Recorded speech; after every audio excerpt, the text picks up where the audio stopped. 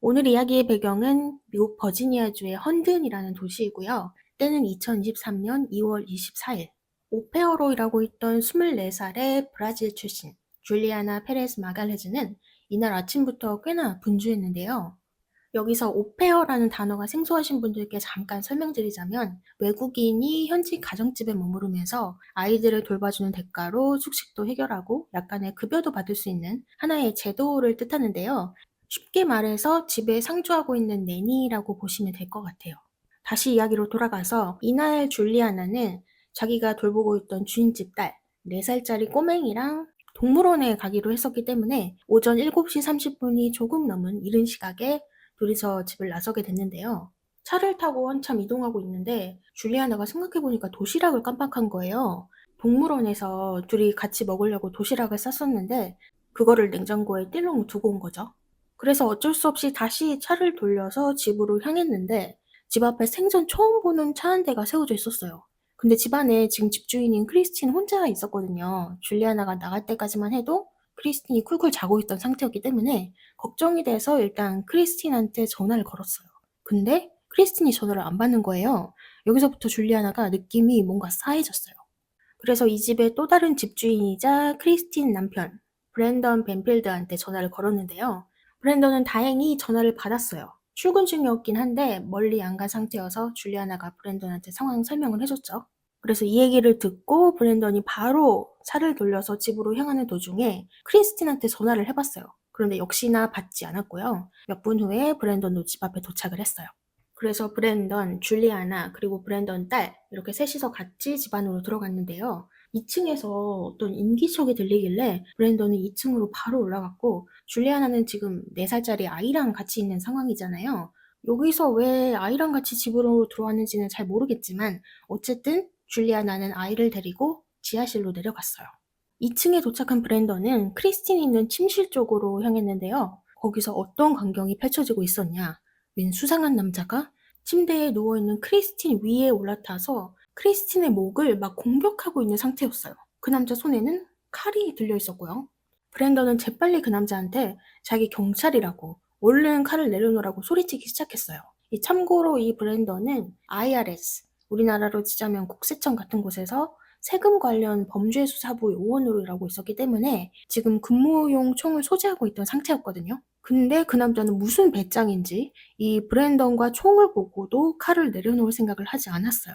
그리고 줄리아나가 아이를 지하실에 두고 다시 2층으로 올라왔을 때에도 두 사람은 여전히 정면에서 대치 중인 상태였는데요. 그 남자는 이성을 잃은 채 크리스틴을 다시 공격하기 시작했고 그때 브랜던은 남자의 머리를 향해 총알 한 방을 날렸어요.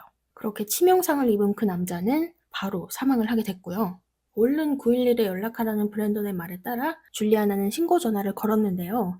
얼마 안 돼서 응급대원들이 도착했고 크리스틴은 인근의 병원으로 이송됐지만 안타깝게도 37살의 나이로 숨을 거두게 됐죠. 이렇게 단 몇 시간 사이에 2명이나 목숨을 잃은 충격적인 사건이 발생하자 이웃 주민들은 큰 충격에 빠졌는데요. 그도 그럴 것이 지금 이 목숨을 잃은 크리스틴이 착하고 아주 마음씨 곱기로 평판이 좋았단 말이에요. 크리스틴이 소아 중환자실 간호사로 일하고 있었는데 원래 여기 버지니아 헌든에서 나고 자란 토박이는 아니에요. 뉴욕 롱아일랜드 출신인데 어렸을 때부터 가족 중심적이고 되게 자기 몫을 묵묵히 해내는 책임감이 강한 그런 성격이었다고 해요. 그래서 이런 성향 때문에 간호사라는 직업을 선택하게 됐는데요. 이 크리스틴이 다루는 환자들이 다 신생아, 영유아, 어린이 이런 나이대고 또 본인한테도 어린 딸이 있다 보니까 환자를 돌볼 때 그냥 일이니까 한다 이런 것보다는 약간 내 가족을 돌본다 이런 생각으로 임했다고 해요. 그래서 직장에서 평판이 굉장히 좋았을 뿐더러 엄마로서의 역할도 아주 잘 해내는 편이었는데요. 바쁜 와중에도 이 동네 엄마들, 아이들이랑 같이 만나서 놀 수 있게 플레이데이트 같은 것들도 주도적으로 약속을 잡을 정도로 굉장히 헌신적이고 지역 커뮤니티에서도 활발하게 교류하는 그런 엄마로도 정평이 나 있었단 말이에요. 그런데 그런 크리스틴이 어느 날 난데없이 집에 침입한 한 남자한테 목숨을 잃었다니 주민들 입장에서는 정말 큰 충격이었죠. 경찰이 현장에 도착해 보니까 오페어인 줄리아나 역시 패닉 상태로 집 밖에 나와 있었는데요. 자세한 얘기를 들어보기 위해서 줄리아나와의 인터뷰가 이뤄졌어요. 제가 오늘 영상 시작부터 줄리아나의 시점에서 이야기를 시작했는데 사실 이게 줄리아나의 진술 내용 그대로예요. 이 중간에 브랜던의 시점은 브랜던의 진술 내용을 덧붙인 거고요. 근데 줄리아나가 이 상황 설명을 하면서 목소리도 그렇고 너무 심하게 덜덜 떨어서 누가 봐도 충격을 많이 받은 상태라는 게 느껴졌는데요. 자기 눈앞에서 그런 광경을 직접 목격했으니 당연히 뭐 그런 반응이 나올 수밖에 없다. 경찰들은 이렇게 생각을 했죠. 경찰은 다음으로 사망한 크리스틴의 남편 브랜던의 진술을 들어봤는데요. 브랜던 역시 줄리아나의 진술과 일치했어요. 내가 2층에 올라갔을 때 그 침입범이 침대에 누워있는 크리스틴 위에 올라탄 채로 크리스틴을 공격하는 걸 정면으로 목격했기 때문에 내가 바로 대응해서 총을 쏠 수밖에 없었다. 이렇게 설명을 했는데 경찰이 듣기에도 이거는 그 남자를 쏠 수밖에 없는 정말 일촉즉발의 상황이었네. 이렇게 보여졌기 때문에 이 브랜던의 이야기를 토대로 침입자의 우발적인 살인, 여기에 초점을 두고 본격적인 수사가 시작이 됐어요. 일단 가장 중요한 그 침입자, 그 남자의 신원이 밝혀졌어요. 남자의 이름은 조셉 라이언. 나이는 39살이었고요. 여기 헌든에서 한 3, 40분 떨어진 스프링필드라는 곳에서 평범하게 살고 있던 사람이었는데요. 이 사람이 대체 무슨 이유로 차를 끌고 30분을 넘게 운전을 해서 이 커뮤니티에 도착을 했으며 거기에 있는 많고 많은 집들 중에서 왜 하필 크리스틴네 집에 침입을 한 걸까? 그것도 아침 대바람부터 말이죠. 그래서 그 동기를 찾는 게 이 사건의 핵심이었어요. 근데 수사팀이 현장 감식을 하러 브랜던 집으로 향했는데 딱 집 앞에 도착한 순간부터 뭔가가 이상했어요. 이렇게 생판 모르는 사람이 집을 침입한 것 치고 현관문도 그렇고 또 창문들도 깨지고 부서진 흔적이 전혀 없이 멀쩡했는데요. 그렇다면 당당하게 현관문을 열고서 들어왔다는 건데 이 말은 당시에 현관문이 잠겨 있지 않았다는 게 되는 거죠. 아니면 집안에 유일하게 남아있었던 크리스틴이 문을 열어줬거나. 근데 줄리아나 진술에서 크리스틴이 그때 자고 있었다고 했었잖아요. 그래서 수사팀은 현관문이 잠겨 있지 않았었다 쪽으로 더 기울었는데요. 근데 조셉이 그렇게 운 좋게 현관문이 열려 있었던 집을 찾아서 들어갔다고 쳐요. 보통 이런 침입범들은 금품을 훔치는 게 목적이니까 서랍장이 열려져 있다던가 아니면 옷장을 헤집어 놨다던가 그런 흔적들이 보이게 마련인데 수사팀이 집안에 들어가니까 1층도 그렇고 2층도 그런 흔적이 아예 없어요. 너무 깨끗해요. 그냥 이 사람의 모든 흔적은 2층 침실에만, 그것도 크리스틴에만 집중되어 있는 거예요. 마치 원래부터 2층에 있는 크리스틴이 목표였던 것 마냥. 그래서 수사팀은 이렇게 생각하게 돼요. 조셉은 일반적인 침입범이라고 하기에는 뭔가 좀 다르다. 그리고 2층 침실에 올라가서 계속 현장 감식을 진행하는데 이상하게 이 공간에서 안 보이는 게 하나 있었어요. 바로 크리스틴의 핸드폰이었는데요. 아무래도 중요한 증거 중에 하나니까 이 핸드폰을 찾으려고 집안 곳곳을 둘러보기 시작했는데 어디서 발견됐느냐? 1층에 있는 방에서, 그것도 서랍장 안에서 발견이 됐어요. 이게 정말 생뚱맞았던 게 우리가 보통 핸드폰을 아침에 눈 뜨는 순간부터 밤에 잠들기 전까지 계속 소지하고 있잖아요. 그러니까 크리스틴의 핸드폰도 침대에 있거나 아니면 뭐 침대 옆에 테이블에 놓여 있거나 이렇게 근처에서 발견되는 게 맞는 모습이겠죠. 근데 침입범이 우연히 들어오게 된 그날에 이 핸드폰이 침실에 없는 것도 모자라서 지금 층수도 다르잖아요. 심지어 눈에 띄는 곳에다가 둔 것도 아니고 이 서랍장 안에다가 둔 거니까 이거는 누군가 의도적으로 크리스틴의 핸드폰을 치운 게 아닐까라고 생각이 들 만큼 굉장히 부자연스러운 모습이었어요. 그리고 이 줄리아나가 911에 신고했던 신고 내용도 뭔가 일반적인 침입범 신고 내용이라고 하기에는 좀 달랐는데요. 일단 신고 전화가 총 2번 이루어졌어요. 첫 번째 콜이 접수된 거는 오전 7시 47분. 이때 줄리아나는 아무 말도 하지 않고 그냥 벌벌 떨기만 하다가 바로 전화를 끊었고요. 13분 후인 오전 8시쯤에 다시 한번 신고 전화가 걸려왔어요. 여기서 줄리아나가 뭘 했냐면은 제 친구가 다쳤어요. 이 말만 해요. 그리고 브랜던이 바로 전화를 넘겨받아서 뭐라고 말하냐면 여기 지금 누가 있어서 제가 그 남자를 쐈고요. 그 남자가 제 아내를 찔러서 지금 피를 많이 흘리고 있는 상태예요. 이런 식으로 얘기를 하는데요. 수사팀이 이상하게 생각한 부분이 바로 이 부분이에요. 보통 침입자가 이 집안에 들어왔다는 걸 인지한 상황에서 대부분의 신고자들은 제일 먼저 그 상황을 설명한다고 해요. 지금 우리 집에 누군가가 침입했어요. 라던가 지금 제 방에 어떤 남자가 있어요. 이렇게 설명한 다음에 도와주세요. 어떻게 해야 되나요? 이렇게 도움을 요청하는 게 일반적인 순서인데 브랜던은 신고라기보다는 이미 통보하는 느낌 혹은 내가 이러이러했다고 전달하는 것처럼 들렸기 때문에 이렇게 갑작스럽게 침입자를 마주한 상황치고 어떤 정보도 없고 설명도 없고 하니까 '신고 전화를 한 것 치고는 너무 차분하다.' 이런 생각이 든 거죠. 그리고 아무리 지금 집안에 아내 혼자 있고 침입자가 들어선 급박한 상황이라고 해도 줄리안한테 전화를 받았을 때 보통 사람이라면 자기가 직접 집까지 가서 침입범이랑 대치하는 것보다는 그때 바로 911에 신고를 하는 편이 낫지 않았을까. 왜 브랜던은 경찰들 도움 없이 자기 혼자서 위험을 감수하는 쪽을 택했나 이런 찜찜함이 초동 수사 중에 계속 나오게 됐어요. 이뿐만 아니라 브랜던과 줄리아나가 했던 진술과 묘하게 맞지 않는 부분들이 하나둘씩 나오기 시작했는데요. 일단 현장에서 발견된 조셉의 위치예요. 여기서 잠깐 브랜던이 진술했던 내용을 다시 한번 상기해 볼게요.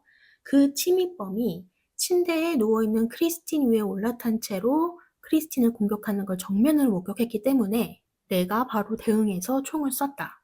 그러니까 지금 브랜던 말대로 조셉이랑 브랜던이 서로 마주보고 있는 상황에서 정면으로 머리에 사격이 들어갔다면 조셉은 그 자리에서, 그러니까 침대 위에서 바로 쓰러졌어야 해요. 아무래도 치명타니까. 그리고 그 쓰러진 주변으로 혈흔이 많이 고여 있어야 정상인데 실제 현장은 이거랑 완전 달랐어요. 조셉이 발견된 위치는 침대 위가 아니라 침실의 안쪽, 그러니까 벽 쪽 가장자리 근처에서 발견이 됐고요. 혈흔 역시 이 한 곳에 모여 있지 않고 일부는 좀 떨어진 바닥에서 또 일부는 다른 쪽 벽에서 이렇게 여러 방향 쪽에 흩어져서 발견이 된 거죠. 그리고 현장에서 크리스틴의 핸드폰을 찾아냈었잖아요. 이거를 바로 통신기록 조사를 해봤는데 앞에서 분명히 줄리아나도 그렇고 브랜던도 그렇고 집에 들어가기 전에 크리스틴한테 전화를 걸었는데 안 받았다. 이렇게 진술을 했잖아요. 그런데 이들이 주장한 그 시간대에 크리스틴 핸드폰에서는 통화 흔적이 없다고 나왔어요. 그러니까 통화 연결 자체가 아예 이루어지지 않은 거예요. 근데 왜 이 두 사람은 전화를 했다고 진술을 했을까? 이렇게 진술의 신빙성에도 문제가 조금씩 생기자 이거는 우리가 지금 생각하는 그런 단순한 침입자 사건이 아닌 것 같다. 좀 더 정밀한 분석이 필요하다. 이렇게 생각을 해서 수사팀은 압수수색 영장을 신청하게 되고요. 사건이 일어난 날로부터 약 8개월이 지난 2023년 10월에 드디어 영장이 나와서 이 수사팀은 다시 한번 브랜던의 집안을 샅샅이 뒤지기 시작하는데요. 여기서 전혀 생각지도 못한 게 나와요. 장소는 2층 침실이었는데요. 이 수사팀이 침실 안을 수색하다가 침대 옆 테이블에 조그만 사진액자 하나가 있었어요. 그냥 쓱 봤을 때는 남녀가 다정하게 붙어서 찍은 셀카 사진이라서 아, 크리스틴이랑 브랜돈 옛날 사진인가 보다 했는데 자세히 보니까 줄리아나랑 브랜돈인 거예요. 이뿐만 아니라 줄리아나가 원래는 게스트룸을 썼었는데 그 게스트룸에 있는 뭐 옷가지라던가 개인용품 이런 것들을 이 부부 침실에다가 떡하니 가져다 놓은 것도 발견을 했어요. 크리스틴이 쓰던 옷장에 자기 옷들을 걸어 놓기도 하고 또 침대 위에는 자기 잠옷 벗어 놓은 게 그대로 남아 있는 등 지금 누가 봐도 이 둘은 같은 침실을 쓴다는 게 빼박이었는데요. 브랜던이랑 줄리아나의 핸드폰을 확보해서 디지털 포렌식을 돌려보니까 이 두 사람은 꽤 오래전부터, 그러니까 크리스틴이 사망하기 훨씬 더 전부터 자주 메시지를 주고받고 통화를 했다는 기록이 확인됐어요. 근데 이게 단순한 고용주랑 오페어 사이의 연락이라고 보기에는 메시지 내용이 전혀 일적인 내용이 아니었죠. 그러니까 이 둘은 고용 관계 그 이상이었던 거예요. 근데 문제가 되는 게 뭐냐면 초반 진술에서도 그렇고 지금 수사가 진행되는 내내 이 브랜던이랑 줄리아나는 자기들이 그렇고 그런 관계라는 거에 대해서 한 번도 언급한 적이 없거든요. 그러니까 이걸 숨겼다는 것 자체가 이 진술의 신뢰성이 뚝 떨어지게 되는 부분인 거예요. 그리고 이 핸드폰 포렌식 결과에 이어서 크리스틴이 소유하고 있던 노트북 포렌식 결과도 나왔는데요. 이게 진짜 결정적이었던 게 크리스틴 웹사이트 접속 기록 중에서 굉장히 수상한 웹사이트 하나가 있었어요. 어떤 사이트였냐? 바로 이상한 성적 취향을 가진 사람들이 모여있는 그런 사이트였는데요. 크리스틴은 여기서 계정을 만들었을 뿐만 아니라 실제로 다른 사용자랑 메시지도 주고받았던 정황이 포착되는데요. 그 다른 사용자가 바로 조셉 라이언. 이 집에 침입했다가 총을 맞고 사망한 그 조셉 라이언이었어요. 그러니까 이 사이트를 통해서 둘이 이미 안면식이 있었던 거죠. 그러면 조셉이 우연히 집에 들이닥친 침입범이라는 공식이 깨지게 되는 거고요. 이렇게 크리스틴과 조셉의 연결고리가 드디어 밝혀졌는데 여기서 질문은 과연 크리스틴이 정말로 그런 취향이 있어서 계정을 만들고 또 조셉이랑 연락을 하다가 집까지 불러들인 그런 장본인일까? 수사팀은 아니라고 봤어요. 왜냐면 일단 이 결과가 크리스틴의 기기에서 나왔다고 해서 100% 크리스틴이 했다고 볼 수는 없다고 생각했고요. 이 웹사이트 말고는 다른 뭐 비슷한 곳에서 활동한 기록 같은 것도 전혀 없었어요. 그리고 로그인 활동을 했던 시간이나 조셉한테 메시지를 보냈던 시간대가 크리스틴이 한창 근무 중일 때 아니면 크리스틴이 자고 있을 시간대로 대부분 나왔기 때문에 크리스틴의 일상생활 패턴이랑 맞지가 않다. 이런 결론이 나왔죠. 따라서 실제 크리스틴보다는 누군가가 크리스틴을 사칭해서 계정을 만들었을 거라는 데에 다들 한 표를 던졌어요. 그렇게 압수수색이 이뤄지고 나서 몇 주 후, 줄리아나는 조셉 라이언 살인 혐의로 체포가 되는데요. 아니, 총을 쏜 건 브랜던인데 왜 줄리아나가 체포가 됐냐? 이거는 줄리아나가 범인이어서가 아니라 지금까지 수사했던 모든 걸 종합해서 봤을 때 줄리아나가 단순히 제3자인 오페어가 아니라 이 사건 전체 맥락에 깊숙이 관여한 인물일 가능성이 충분한 것으로 판단했기 때문이에요. 그러면 브랜던을 왜 체포하지 않았냐?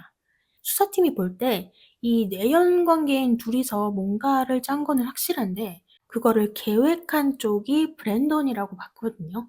왜냐면 처음 사건이 일어났을 때 이 둘의 태도만 봐도 확연히 다른 게 줄리아나는 막 패닉 상태에 빠져서 상황도 제대로 설명하지 못하고 목소리도 엄청 떨리고 이랬는데 브랜던은 감정적으로 동요하는 거 없이 굉장히 차분하고 또 침착하게 진술했기 때문에 계획자로서의 역할은 브랜던이 더 적합해 보인다. 이렇게 봤어요.